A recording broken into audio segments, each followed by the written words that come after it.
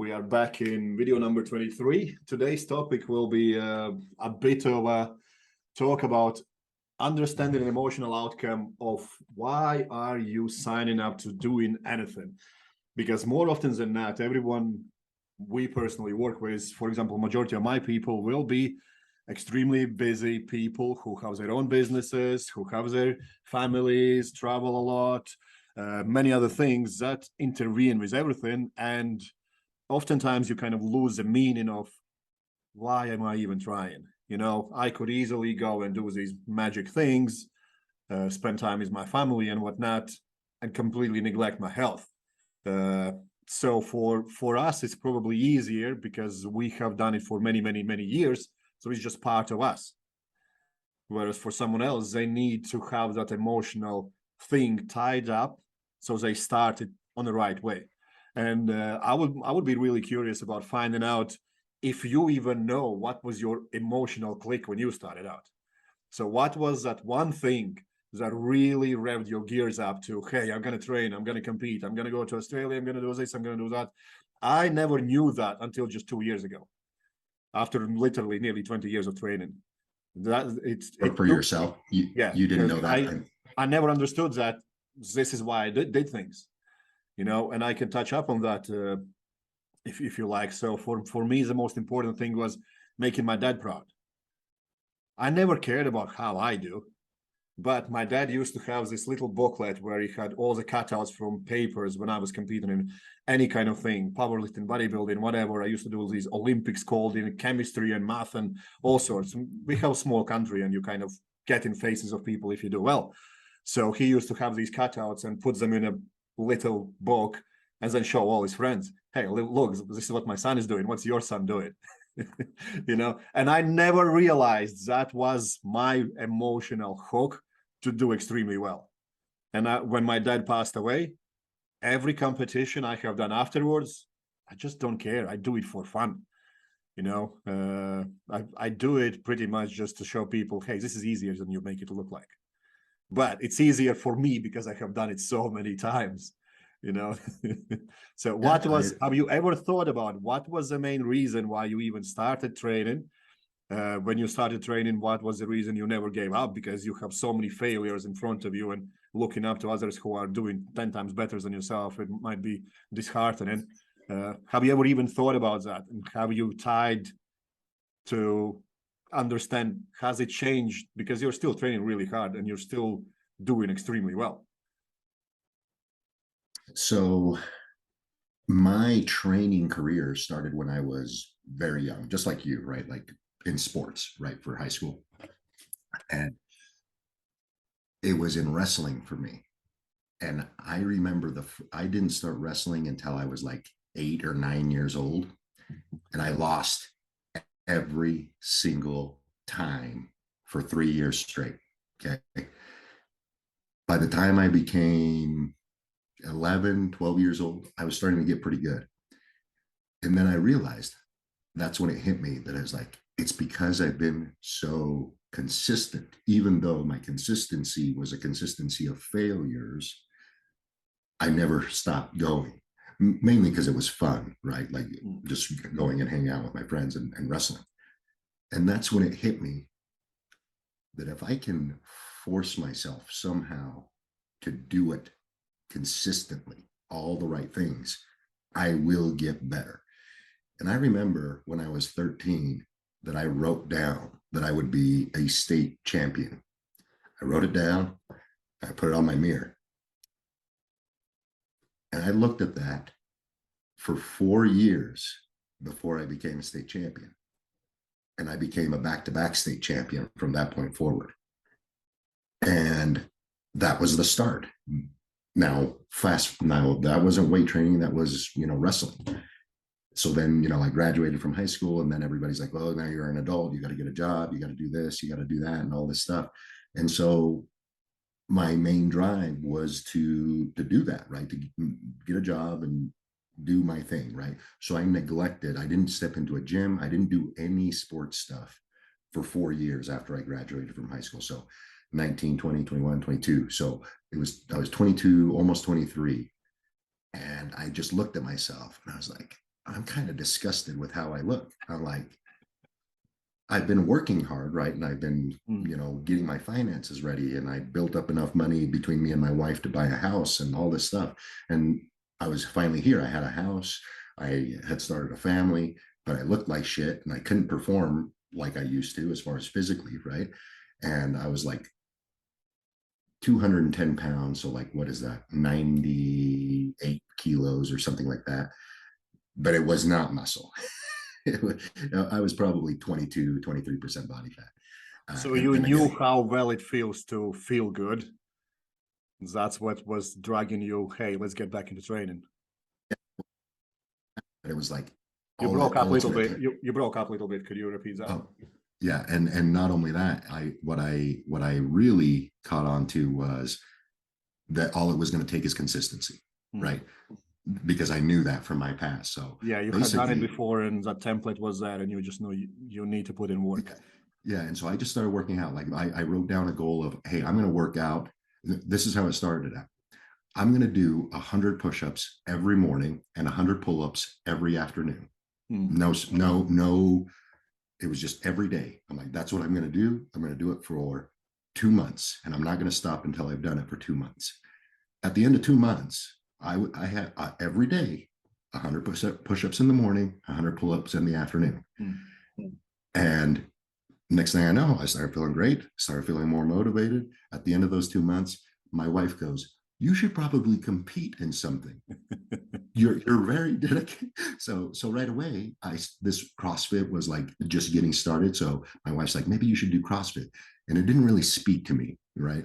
And then I saw a video of a powerlifting meet. I'm like, oh, that looks really fun. I'm like, it looks fun to be able to like strain against the heaviest weights that you can and be successful. So I didn't really even know anything about powerlifting, like as far as like the rules. I just knew you had to get strong, right? So that's when I got my first gym membership of an actual gym that I had to go to. And for 1 year, I wrote down my goal. I'm like, in 1 year, I'm going to compete in a powerlifting meet. And for 1 year, I'm going to go to the gym 4 days a week, and I'm going to do squat, bench, and deadlift, but not in the traditional sense. I didn't know anything about training like at that point, right? That was the start. As far as like I'm just going to squat as much as I can until I'm tired, bench as much as I can until I'm tired, deadlift as much as I can until I'm tired, and overhead press until I'm tired, right? Like every day, like for those 4 training days. At the end of a year, I competed in my first powerlifting meet, and I totaled 1,400 pounds, and I deadlifted almost 600 pounds. And right away, the meet director goes, "You're really strong. You could win a lot of things." And then right away, that was it. That's what lit me up as far as like, okay, I'm going, like, my goal that I wrote down on my mirror was, I'm going to hold a deadlift world record at some point in time in my career. And Yeah, that's once what you see drove it. that That's what, momentum, it's you celebrate it. You know, you had someone telling you, "Hey, you're doing really good," so you kind of appreciate your work, and you carry it on. And everything you just said really ties in with Tony Robbins' RPM method, which is basically you have to schedule things, you have to write down things, you need to know exactly where you want to be. And when you started mentioning about that you had written on a mirror and whatnot, I had same exact thing. When I was starting out, I printed a paper which said weakness is unacceptable. And it was in front of me every single day when I go to bed and waking up. So when I went to gym, that was before I even trained. I was just doing push-ups. We had no gym in our area.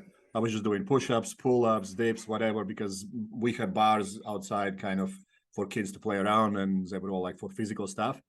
Uh, and I was doing push-ups every single morning as soon as I woke up. And then I was doing them every break in a school. And then I was doing pull-ups every break in the school as well.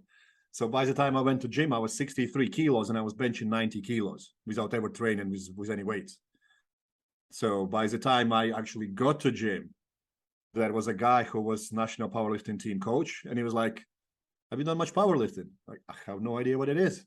Oh, comes this weekend. We should try. And I won this qualifier, and then I became national champion.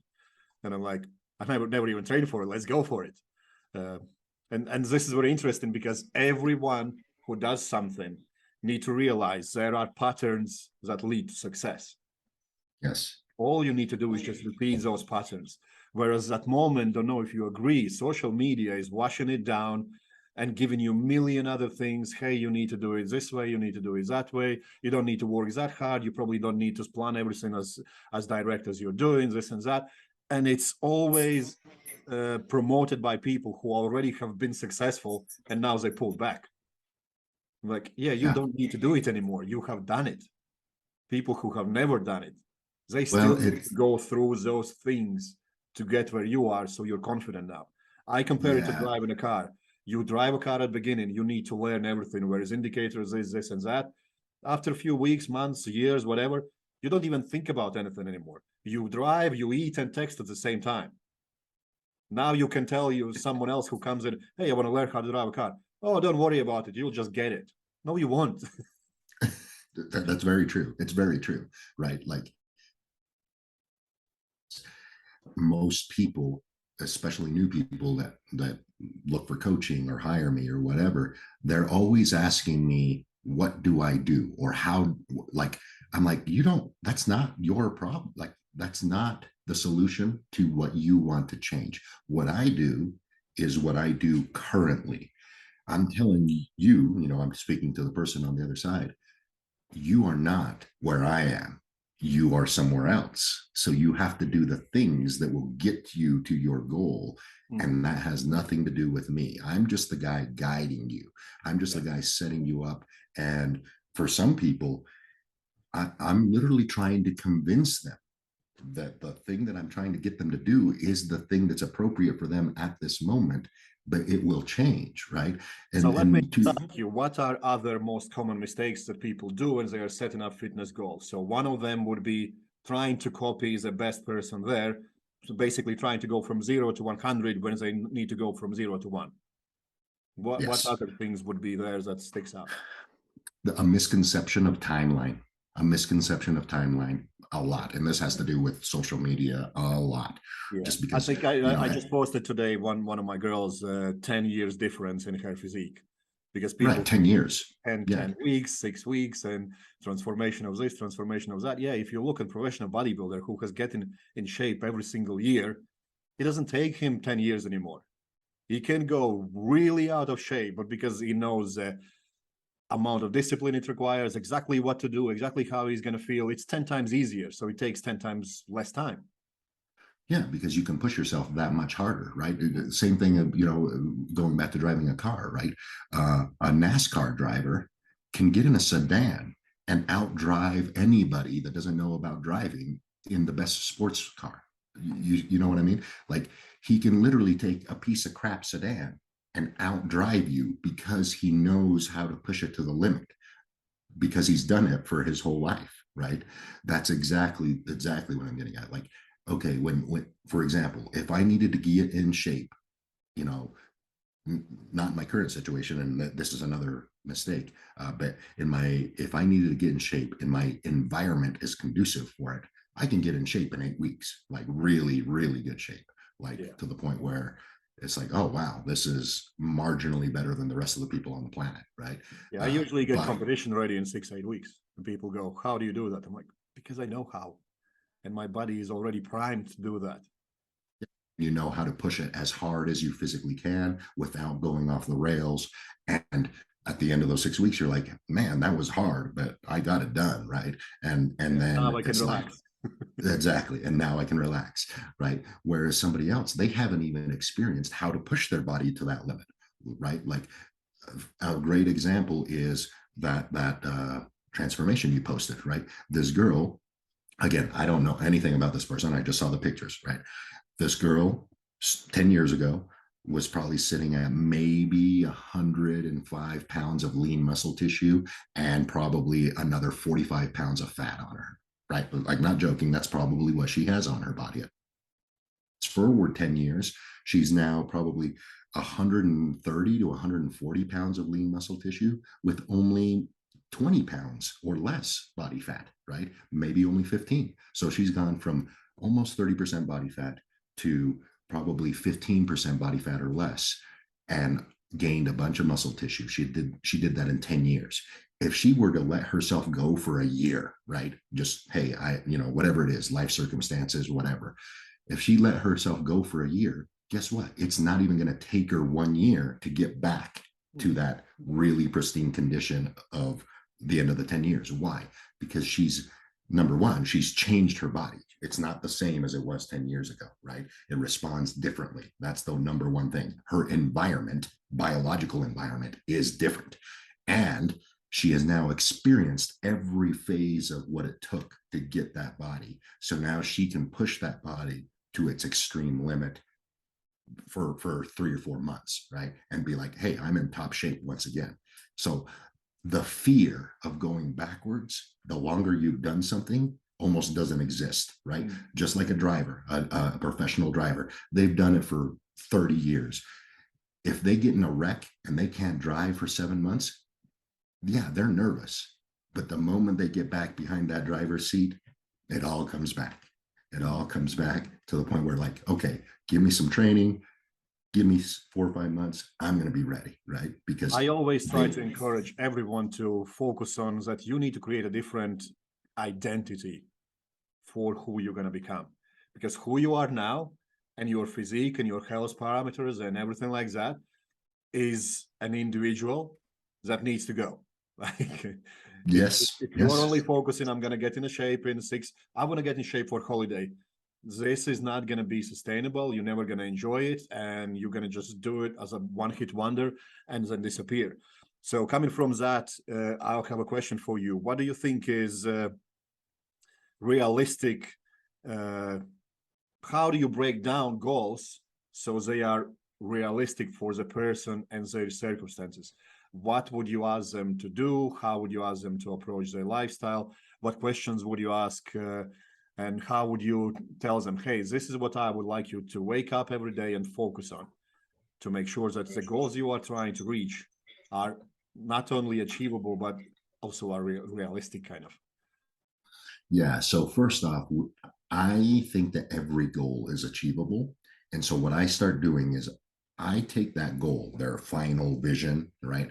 And I realistically put it at, okay, that's going to take, for example, I have somebody it's going to take her goal 1 year to get to, okay? And this is an aggressive goal, right? And there's going to be drugs involved. Like, that's like, she asked me, can I do it naturally? I'm like, do you have 3 years to completely change your life? She's like, no, I don't have that much. Is it someone in later stages of life? Is it someone young? Yeah, Okay, yeah. So this person already experienced. So you are breaking down what they already do to determine the strategy, and then give them, hey, this is the most realistic strategy for your goal, right? So you are sitting down and planning with them. This is how we can do these things, right? And writing everything down. I'll just give you I'll give you a quick overview. This person is my age. She's 36 years old. She's been training, right, for 7 years. It all started with her losing a bunch of weight, right, a bunch of body fat. But her training is very, how would I say, non-conducive to muscle building. It's just random shit, right? Think of CrossFit, right? Like, it's just most random people just shit. go to the gym to get tired. Yeah, exactly. Yeah, that's what her 7 years of training has been. Okay. But she's kind of slacked off the last couple of years with her consistency of eating. So she's gained all this weight back. But luckily, okay, I haven't had to struggle too much with convincing her, because she got a DEXA scan when she very first did her transformation 7 years ago. And she was 25% body fat with 105 pounds of muscle. And then she lost all this weight and she gained 5 pounds of muscle. So she was at 110 pounds of lean body mass and 18% body fat. She was pretty proud of that, but she still didn't look how she thought she should look, because she didn't gain that much muscle, right? That's to be expected. It was a 1 year transformation. And then she's let herself go over the last 2 to 3 years. And now she's 30% body fat with the same amount of muscle. So 7 years of training, no extra muscle and a bunch of extra body fat. I'm like, okay. And she keeps telling me that she wants to continue doing the training that she's doing. I'm like, no, that's impossible. It's not working. I'm like, go get a DEXA scan. I'm not joking. I said, go get a DEXA scan the first 3 weeks of her working with me. And that's when we found out that she's actually 30% body fat and has the same amount of muscle as 7 years ago. I'm like, now you tell me how you expect to gain enough muscle to look different. And she goes, I don't have the answer. I'm like, I do. This is what you need to do. I'm like, I'm being serious. The next 2 months is going to be me brainwashing her that what she enjoyed will not be the thing that gets her to her goal. She's going to have to give that person up. She gets done with this transformation, she might be able to train nonchalantly for a little while if she wants to, if she chooses to. And I keep telling her, I'm like, at the end of that 1 year transformation, my goal is that I didn't provide you with the transformation and then you go back to normal. My goal is that you get done with that transformation and you want to continue being a different person. Right. So, yeah. and because and, biggest and fear so of people have is, I don't know if you are aware of that. Biggest fear of people have is losing their identity. Sure, yeah, she's probably has the identity. I am really hard-working girl. I've been working all my life. Doesn't matter that it's not doing any good for her, but in her, that's when she exactly might right. be like, I'm doing great because I'm always working and no one around me is doing that. And yeah, that's like really strong distinctions that people need to make. What story are you telling yourselves that's holding you back from getting results? I mean, it's not like she doesn't know, right? Like now she has the DEXA scan to literally see, well, I haven't been doing that well, but yet she's having a hard time letting go of this past training that she used to enjoy. I'm like, it's not that I don't want you to enjoy who you are, but right now is not the person that's going to be able to accomplish the goal at the end. Get you to change your mind about training. And she's like, you're right. I just got to start doing it. I'm like, you're right. That's exactly what you need to do. You need to just start doing it. I'm like, the one thing you need to worry about is this. When you wake up, is it a training day or is it not a training day? And number two, to do is the training I'm putting on the table for you, because that's the training that's moving you forward. Right. And not only that, she goes, David, for the first time in 7 years, I've started PRing some of my lifts again. I'm like, great. I'm like, that's exactly what we want. The only way you're going to gain muscle is going to be reflected in your strength, right? She has some strength parameters that she does very regularly, right? Like overhead pressing and stuff like that. And I'm like, if those are getting better, but you're not doing the same training you were before, what does that tell you? She goes, that it's working. I'm like, yes, that's right, that it's working. You just have to continue to show up and punch the card and do the work that I'm giving you. In a few months, you're going to already start changing your mind. I'm like, but if I have to, every single week, we're going to have the same discussion about changing your mind and brainwashing who you are. And so far, that's exactly how it's played out. So Every how week I have important to it is for people to track their progress? You coached many people. I have done the same, and I can honestly say, if you don't track your progress, you're not making any. It's simple as it's like looking on your needs to bank be account some once metrics. every 6 months and saying, "No, I have enough money." Yeah, you do, but are you making any progress? Are you getting better at managing your money or something like that? Because we always want to get back to our standards. So how important it is to break everything down, what they're going to do, and make a conscious decision of tracking everything just to make sure that you appreciate how far you have come. How important that is in your eyes. It's very important. And I don't, there's something in here that I kind of want to distinguish. It's not nearly as important week to week. Yeah. It's important that you're tracking, just like going to work, right? Like in the old days where it's like, hey, you had to punch your card in there, right? It's not so important that you tracked that you went to work every day. You're doing extra it, right? sets this week and next week I need to add weight. And you're like, no, that's not how it works. Yeah. It's more of, at the end of the month, did you do everything required, or only 98% or 95%? That's how I like to track my stuff, right? Like with my clients, it's at the end of a 2 to 4 week period. how compliant have you been? You know, because for some people it's like, hey, I'm traveling a lot or whatever this month. That automatically changes what I'm going to be prescribing for that month. It makes me focus on the baseline stuff like we've talked about in our previous episodes. And it goes, okay, what is the things that we cannot let slip, and what are the things that we can kind of dial back to maintain? Whereas if it's a month where it's like, hey, this person can be on point all month long, then I expect to hold them accountable for 98% or 100% of the work that I'm prescribing, right? So that's how I like to determine my tracking. Uh, it's not so much about like, hey, did you get all your sets in? Hey, did you get all your reps in? I'm like, that doesn't matter. I'm like, you are focused on getting in there and doing the work. If you get an extra set, fantastic. If you don't get an extra set, it's still great. You went in and you did the work and you were mentally in there, right? And that's the So other thing what I you tell people. just I'm like, said is very important, that people need to make distinctions, that what you're talking about is emotional attachment to pulling you to do those things again. You know, it's not beating yourself up. Oh, I'm not any stronger than last week. No, you still showed up. You know, appreciate that you are consistent, you are disciplined, you are leading by example, what everyone else usually kind of discourage completely.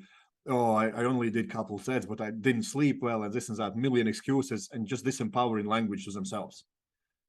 So, and from that, I got a question about how do you go and ensure that tasks you give people are emotionally juicing them up. What I mean by that, they are still challenging and still excited. When do you kind of go and when you check in with them and realize, you know, this person maybe needs a little bit of boost, and let's do this boost in terms of interviewing and telling them something. Hey, this is a challenge for you. Let's get on this next week. yeah, yeah. After the initial phase that happens every 4 to 6 weeks, where it's like I can just tell from their check-in the language that they're using, right? It's like everything's like a one-word answer, and then immediately I call them up. And I just go, hey, you know, I want to talk a little bit more. And we don't even talk about training. We talk about like, how's their life going? How's their husband or their wife or their kids? What's kind of going on?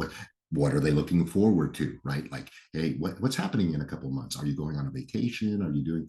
I try to get them thinking about their life and where the trajectory is going, and then immediately, almost always, right? I don't even plan it. Something comes up that's like, oh, well, I'm doing this and I'm doing that, and so a friend from the gym or whatever, is doing this little competition in 6 weeks. And I'm like, fantastic. That almost kind of lines up with one of our goals. Let's execute on that. Would you like to do that? And almost certainly it becomes more motivation for them to get the work done, because the first thing they go is, well, what do I need to change in my training to get that done? I'm like, nothing. All you need to do is come in and show up with more emotion, and you're going to be able to execute, right? And then they get reinvigorated, and then almost certainly at that point in time there is something that needs to change with their training in relationship to that little challenge or whatever, right? And so we just pepper that in throughout their training, but the basics of their training doesn't actually change, right? That's the beauty of coaching.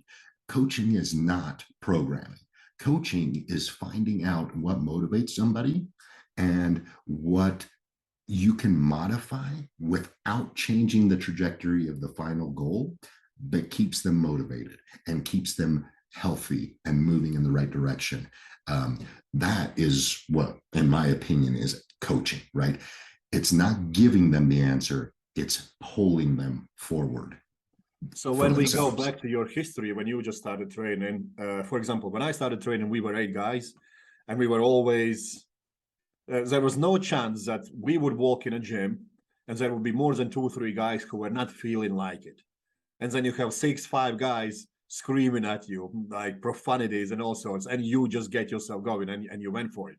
So how important in your eyes is accountability, support system, and all those kind of things? What was one thing, or maybe one person, or maybe a group of people who were there for you, and was that important for you, or could you just have done it on your own from beginning?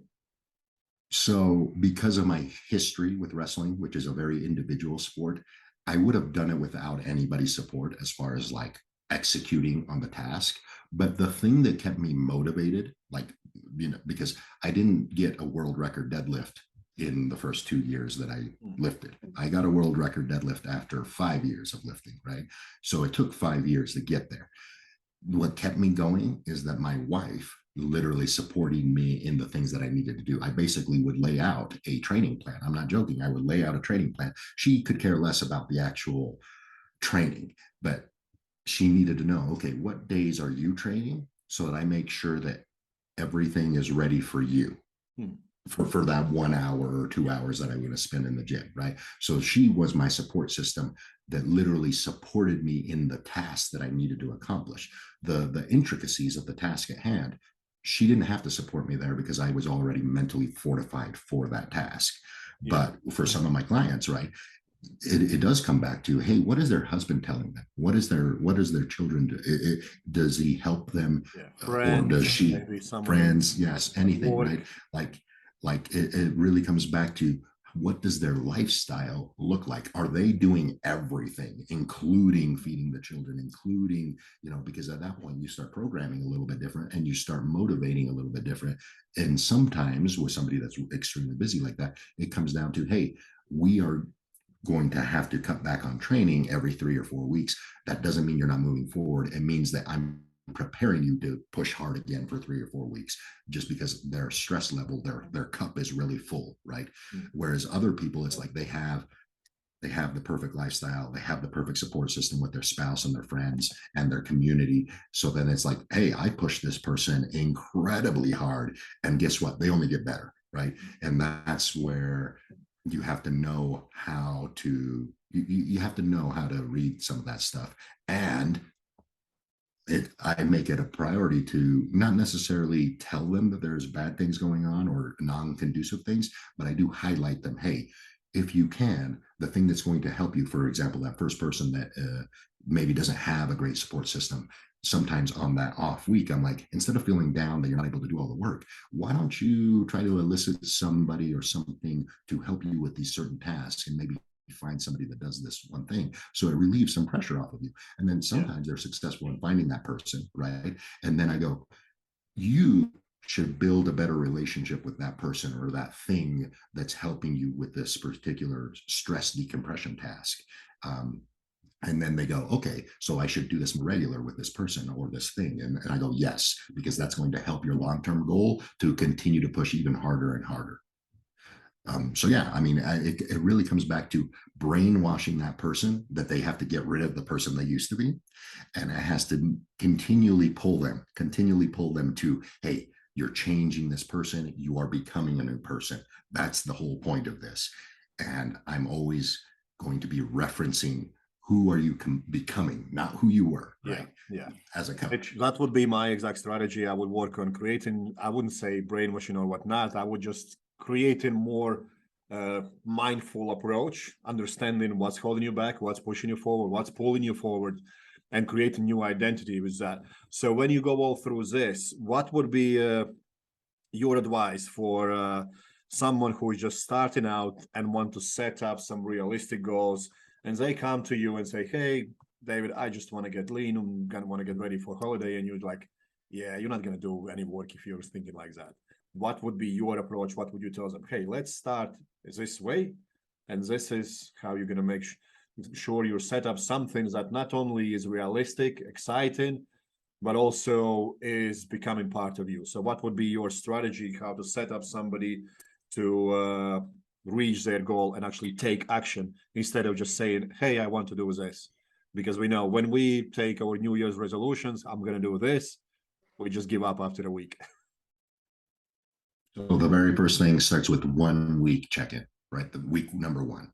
I give them non-exercise goals. In other words, things that we've talked about previously. Hey, I want you to get up and get outside. At the end of this week, I want to see that you went outside every single morning. Look at me and they go, that's it? I'm like, yes, for this 1 week. If you can't accomplish this task consistently, why would I expect you to work even harder in the gym consistently, right? This is not even a physical task. I'm like, it's just like going to work. I'm like, I need you to do this. Do not mess it up. And in that first week, I am not the fatherly figure of like holding your hand. I am like your boss at work, right? Hey, I'm going to give you lifestyle tasks that are not hard, but they need to be consistent.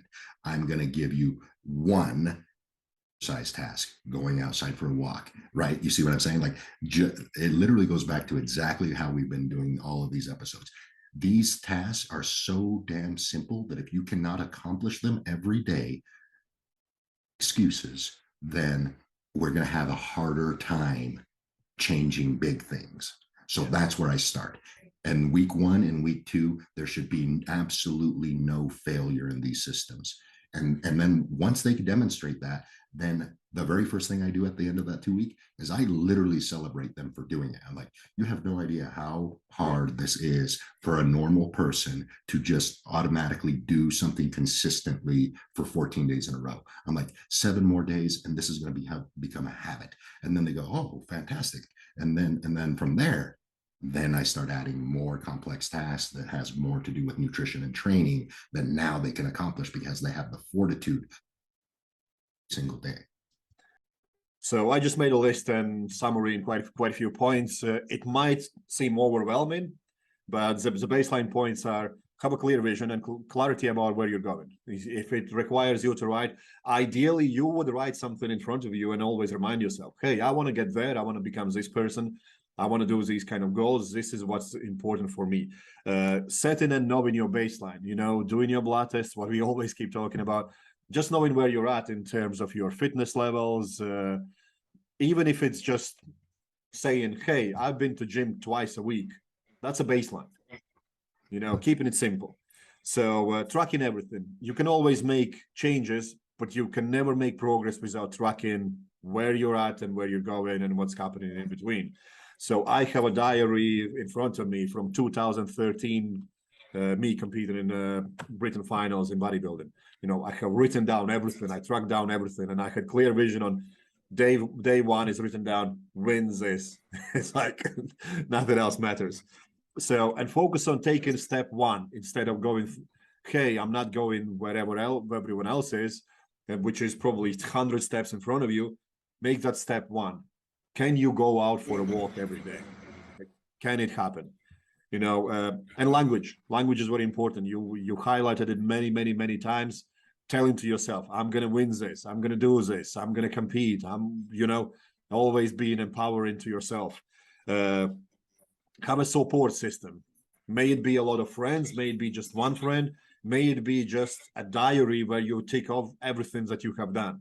It doesn't even have to be a live person. It can be just something that you tick off. Hey, I've done this, I've done that. And make sure that you're doing what's important. And avoid trying to do what's kind of urgent. So if you can leverage, let's say, cooking your meals to someone else and focus on actually going to the gym or doing something else that's more important, but it's not urgent, you will be less stressed about that you have missed something. And celebrate small success.